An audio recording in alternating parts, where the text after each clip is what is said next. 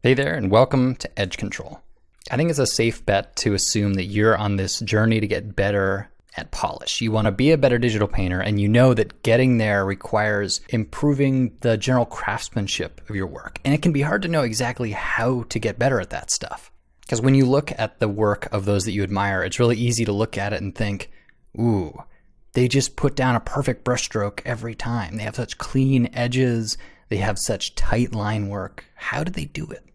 Well, my argument is that learning how to use Photoshop's tools is half of the battle.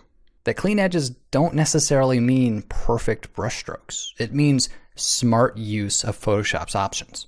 In this hour, we are going to look at some of Photoshop's best tools for guaranteeing clean edges. My guess is that some of it's going to be familiar territory, but that a lot of it is going to be new to you. And I encourage you to keep an open mind. A lot of this doesn't feel very much like traditional painting, but I guarantee it will lead to cleaner paintings. It's going to improve your polish. Now, if you've been watching the previous series, we saw how powerful photographic details can be when you're polishing a painting.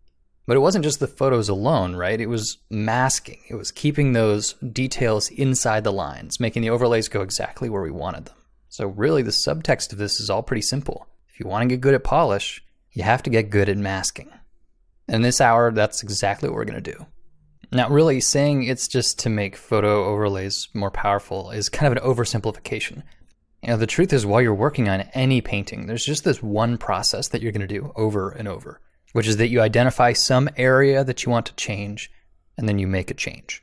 I know that's being pretty vague here, but let's say what I wanted to do was update this blue part of the grip a little bit, and I want to do some manually painted brushstrokes. Well, the first step in that is isolating the part I want to paint. And so if you have a quick way to make a selection, you can then make a group with the mask.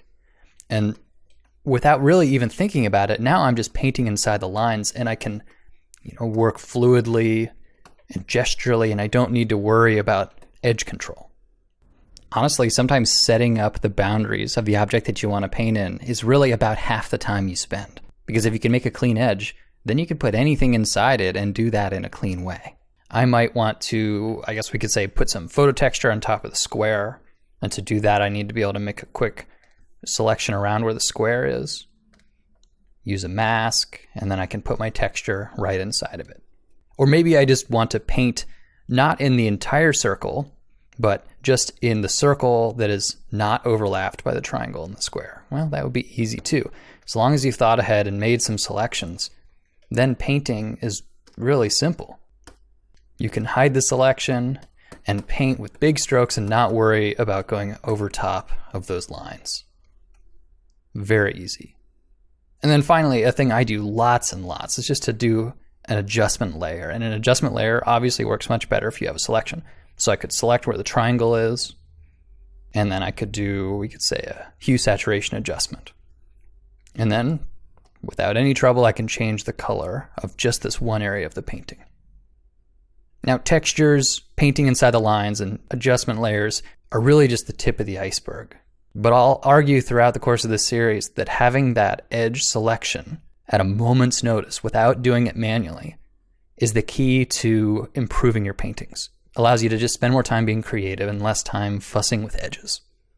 So in the course of this hour, what we're going to focus on is first, how to make selections. So we'll learn about the different types of selections and how to make them. And then see some actual sort of real world selection use. Take a document that is about halfway done and polish it up. And it's really worth mentioning that this process is useful at any point in the painting, but it's most useful once your composition is established. Because if I'm working with an image like this one, and I'm going to spend a lot of time to isolate like all the blue areas or all the black metal, obviously that's time consuming, and I don't want to do that unless I'm absolutely certain that my composition is fixed. Because when I make an image like this, I'll generally start very rough and stuff is shifting around the image, and I'm making big creative choices. But at some point in every painting, you lock it down and all you're doing is polishing. And really you can think of what we're going to learn in this hour as something that helps you with polish. It's a little dangerous if you get into it too early in a painting, but once you're certain, that's when selections become really handy. So let's take a look at what types of selections we have access to.